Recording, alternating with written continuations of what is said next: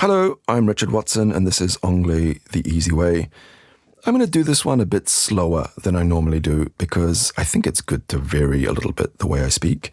If you're struggling with the speed, try this one. So today I'm going to talk about a song by Billie Eilish, quite a modern and quite well-known artist for me. I don't tend to listen to well-known artists so much.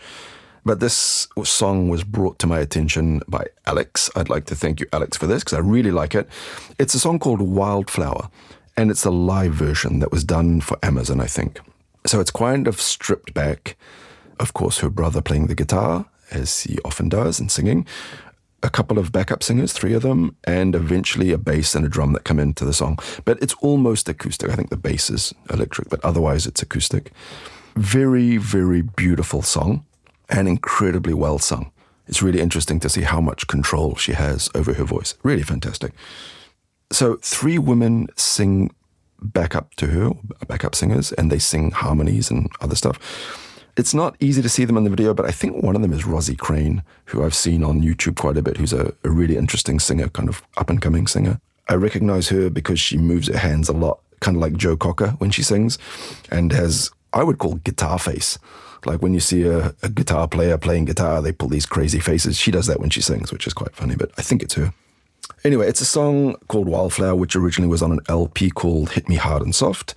And there's a good chance that this is actually based on something that happened to Billie, where she apparently, if you read the gossip, had a relationship with the ex-boyfriend of one of her friends.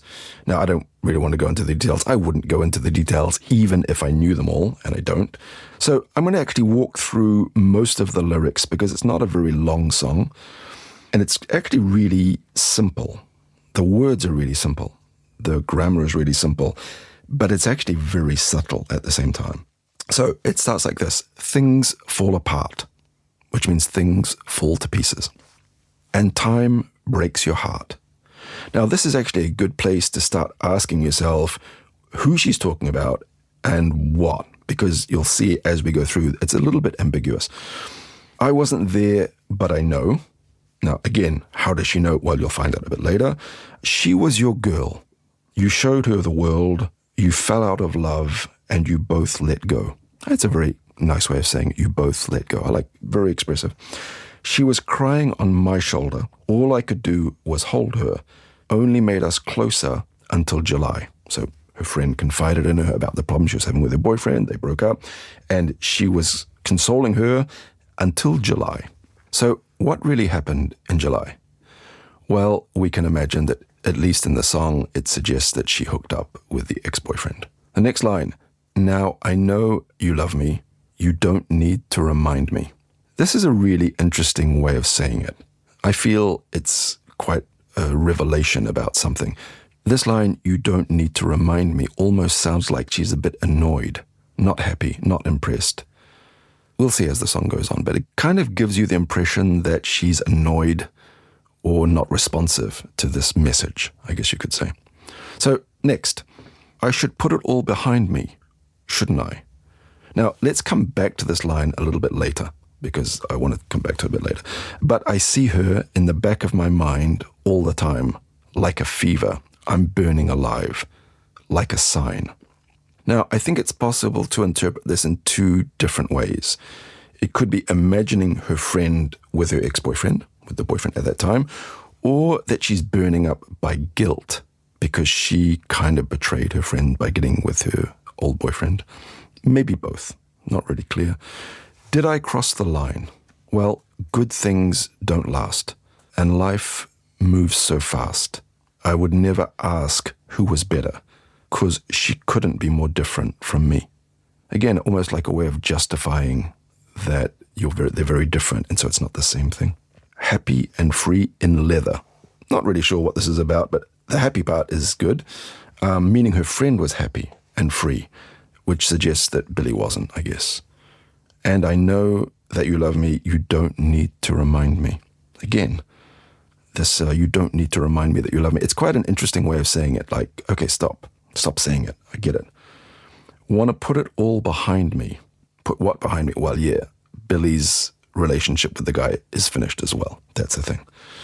But baby, I see her in the back of my mind all the time, feels like a fever, I'm burning alive, like a sign, etc., etc., etc. Later, instead of I see her in the back of my mind, she says, do you see her in the back of your mind, in my eyes? Again, simple words, simple grammar, quite complex. Do you see her in the back of your mind, in my eyes? Now, does that mean, do I remind you of her? Or do I make you think of her? Or does it mean, can you imagine how it's like for me? It's quite interesting. Do you even feel guilt? And then the very last lines, Valentine's Day, crying in the hotel, I know you didn't mean to hurt me, so I kept it to myself. That's quite an interesting line. It means, for me at least, she's broken up with him. I know you didn't mean to hurt me. When you say I know like that, it sounds like she's heard it from him. Right? So he said, I didn't mean to hurt you. I know you didn't mean to hurt me, so I kept it to myself, so I didn't talk about it. Again, not easy to talk about it to a friend, obviously. And often it can make it seem like she's betrayed. Anyway, quite an interesting song to dig into. Very, very simple words, but quite complex the way they play around with it. And I wanted to go back to something before. Earlier in the song, she says, I should put it all behind me, shouldn't I? Now, it's funny to have the positive followed by the negative question. I should put it all behind me. Sounds like something she's heard or she's pushing herself to think. But the shouldn't I means that she doesn't really want to. Again, complexity made from very simple elements. It's always really good. This is one of those songs that when you first hear it, seems really complex. It is really complex the way she sings it. But if you look at the chord structure, you can play this on the guitar. If you know any chords, it's not that hard. But just don't think you can sing it like her. But anyway, the words are easy, the chords are easy. Great song. I love it.